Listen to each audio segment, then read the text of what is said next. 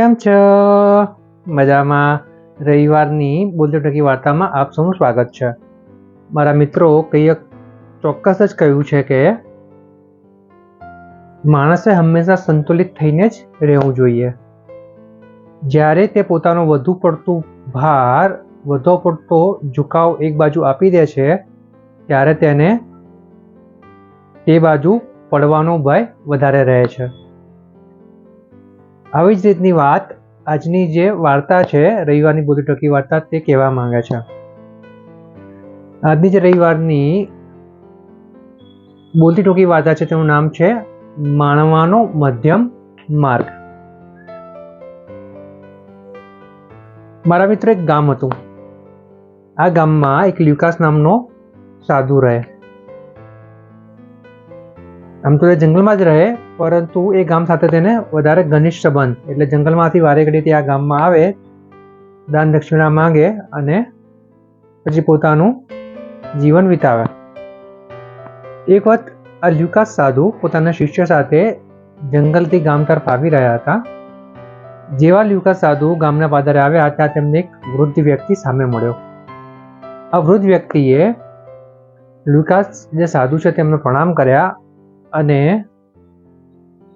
સાધુ મહારાજને કહ્યું કે મહારાજ, એક પ્રશ્ન છે, તમને પૂછું? લ્યુકાસજીએ કહ્યું, હા પૂછો ને, કોઈ વાંધો નહીં.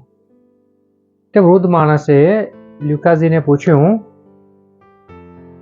કે મારે ઈશ્વરને પામવા માટે શું કરવું પડશે?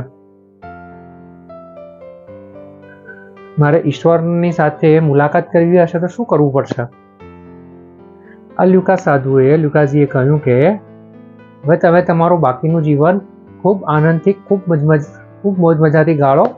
તો તમે પોતે ખુશ રહેશો તો ચોક્કસ જ તમને ભગવાન મળી જશે. આટલી વાત કરી પેલો વૃદ્ધ માણસ સમજ્યો અને તે પ્રણામ કરીને આગળ નીકળી ગયો. હવે લ્યુકાસ અને તેમનો શિષ્ય ગામ તરફ આવી રહ્યા હતા. ગામના પાદરેથી ગામની સાઈડ આવી રહ્યા હતા. થોડે ચાલ્યા હશે ત્યાં તેમને એક યુવાન મળ્યો. આ યુવાન માણસે લ્યુકાસજીને ઓળખીને તેમને પ્રણામ કર્યા અને આ યુવાને લ્યુકાસજીને કહ્યું કે મહારાજ, મારે મારા જીવનનો એક પ્રશ્ન પૂછવો છે. જો તમે કહેતા હો તો હું ત્યારે પૂછું? લ્યુકાસજીએ કહ્યું કે બોલ ને બેટા, મને ખબર હશે તો હું તને જવાબ ચોક્કસ જ આપીશ.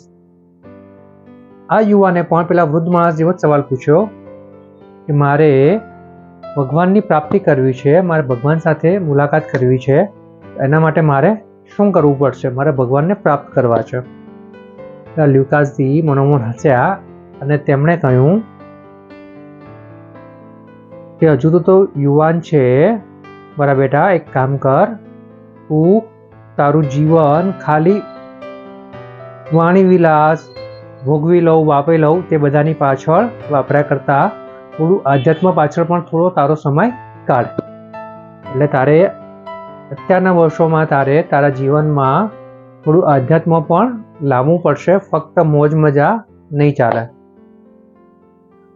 આટલું કીધું પેલો યુવાન સમજ્યો અને તેણે લ્યુકાસજીને પ્રણામ કર્યા અને આગળ ચાલ્યો. હવે આ જે બે માણસો મળ્યા, બંને વખતે પેલો શિષ્ય ગુરુ લ્યુકાસજી સાથે જ હતો. તે શિષ્યએ ગુરુને કહ્યું કે લ્યુકાસજી, ગુરુજી, જો તમે મને આજ્ઞા આપો તો મારે એક ચોખવટ કરવી છે, મારે તમને એક સવાલ પૂછવો છે. લ્યુકાસજીએ કહ્યું, મને ખબર છે તું શું પૂછવાનું, ચાલ પૂછ, કોઈ જ વાંધો નહીં.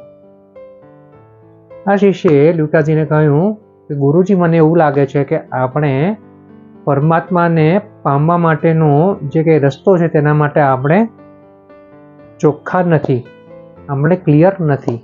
આપણને જ ખબર નથી કે ઈશ્વરને પ્રાપ્ત કેવી રીતે કરી શકાય. એટલા માટે જ તમે બંને વ્યક્તિઓને અલગ અલગ રસ્તા બતાવ્યા.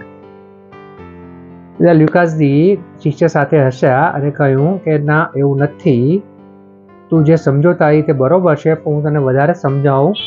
વાત એવી છે કે જે સમયે માણસનો જે બાજુ ઝુકાવ વધારે હોય તેણે પોતાનું જીવન આગળ ધપાવવા માટે એક બાજુના ઝુકાવને વચમાં લાવવું પડશે. એટલે કે જ્યારે માણસ વધારે પડતો આધ્યાત્મિક થઈ જાય છે ત્યારે તેને થોડુંક સરળ જીવનમાં આવવું પડશે, અને જે વ્યક્તિ એકદમ સરળ અને એકદમ બેફામ જીવન જીવતો હોય તો તેને થોડું આધ્યાત્મમાં પણ આવવું પડશે. જે વ્યક્તિ આ બંને વચ્ચે બેલેન્સ કરીને ચાલે છે, બંને વચ્ચે સંતુલન કરીને ચાલે છે, તે જ જીવનમાં કંઈક હાંસલ કરે છે. બાકી તો માણસ જન્મે છે અને મૃત્યુ પામે છે. આવું કહીને લ્યુકાસજીએ પોતાની વાત પૂરી કરી અને પેલો શિષ્ય પણ ગુરુજીને સાથે તેમની જે સમજાવ્યું તેમાં પણ તેમણે હા પૂરવી અને એને સ્મિત આપ્યું અને બંને જણા ગામમાં પ્રવેશ્યા. મારા મિત્રો, આ જે વાર્તા છે માણવાનો મધ્યમ માર્ગ, તે વાર્તા અહીંયા પૂરી. આ વાર્તા આપણને ખૂબ સરસ મજાનો સંદેશો આપી જાય છે. તે આપણને સમજાવે છે કે માણસ જ્યારે વધારે પડતું વિચારે છે, વધારે પડતું એક જ બાજુ જુએ છે, તો તેણે ચોક્કસ જ થોડા સમય માટે પોતાના મનમાં, પોતાના હૃદયમાં એક શાંતિ જાળવવી પડશે. શાંતિ જાળવીને વિચારવું પડશે કે તે આટલું બધું એક જ બાજુ કેમ ઝૂકે છે. આ બધું તે ત્યારે જ કરી શકશે કે જ્યારે તેને આધ્યાત્મ વિશે ખબર હોય, આધ્યાત્મ ઉપર તે કામ કરતો હોય. અને વધારે પડતું આધ્યાત્મ પણ જે સરળ જીવન જીવવા માંગે છે તેના માટે પણ એટલું જ મહત્વનું છે. જો વ્યક્તિ વધારે પડતો આધ્યાત્મિક થઈ જાય તો પછી તેને એક વખત એવો આવે કે તેને સંસાર પણ છોડવો પડે. એટલે અહીંયા સંસાર છોડવાની વાત નથી, પરંતુ જ્યારે જે બાજુ પલ્લું એકદમ વધારે ભરાઈ જતું હોય, એક બાજુ ઝુકાવ વધારતો હોય, તો જે સાંસારિક જીવનમાં જે માણસ જીવે છે તે માણસે હંમેશા સંતુલન રાખવાનો પ્રયાસ કરવો પડશે. વધારે પડતું આધ્યાત્મિક પણ સારું નથી અને વધારે પડતું સરળ જીવન, બેફામ જીવન પણ સારું નથી. હંમેશા સંતુલન રાખીને જીવન આગળ વધારવાનો પ્રયાસ કરવો પડશે.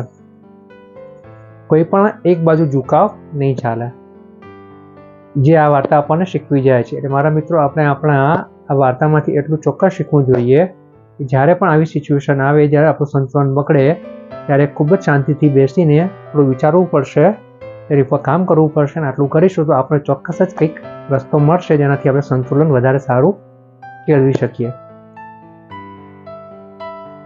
મારા મિત્રો, હવે આવી જ આ પ્રકારની રવિવારની બોલતી ટૂંકી વાર્તાઓ, આ ઉપરાંત રોજેરોજના કોર્સ અંગ્રેજી અને ગુજરાતીમાં, આ ઉપરાંત વિદ્યાર્થીઓ, વાલીઓ અને શિક્ષકોને ઉપયોગી એવા એક્ઝામ કી ऐसी की तैसी, રિઝલ્ટ કી ऐसी की तैसी જેવા પોઝિટિવિટીથી ભરેલા લાઈફ ચેન્જિંગ વિડીયોઝ, આ ઉપરાંત ઘણી બધી અગત્યની વાતો, આ બધા જ વિડીયોઝ કે જે પોઝિટિવિટીથી ભરેલા છે, તે જો તમે જોવા માંગતા હો, મારી યુટ્યુબ ચેનલ છે nil.movement. આ યુટ્યુબ ચેનલ પર જઈને તમે આ બધા જ વિડીયો જોઈ શકો છો.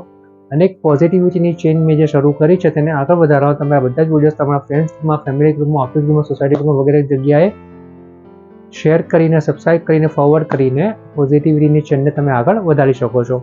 મારા મિત્રો, જ્યારે ચેન જોડાશે, જ્યારે બધા એક સાથે મળીને કામ કરીશું, ત્યારે ચોક્કસ જ આપણે આપણા સમાજમાં એક સકારાત્મક, એક હકારાત્મક બદલાવ લાવી શકીશું. એક વ્યક્તિથી આ શક્ય નથી. તો બસ રિક્વેસ્ટ છે, વિનંતી છે કે તમે આ જેટલી બી સકારાત્મકતા ફેલાવી શકો તેટલો ફેલાવવાનો પ્રયાસ કરશો. અને મને વિશ્વાસ છે કે તમે આટલી મદદ તો ચોક્કસ જ કરશો. બરાબર ને મારા મિત્રો? મળીશું આપણે આવતા રવિવારે. આવતા રવિવારની બોલતી ટૂંકી વાતોનું નામ છે ઈચ્છા અને ભોગ. બરાબર, મળીએ આવતા રવિવારે. આવતા રવિવારની બોલતી ટૂંકી વાતોનું નામ છે ઈચ્છા અને ભોગ. બરાબર, ત્યાં સુધી આવજો.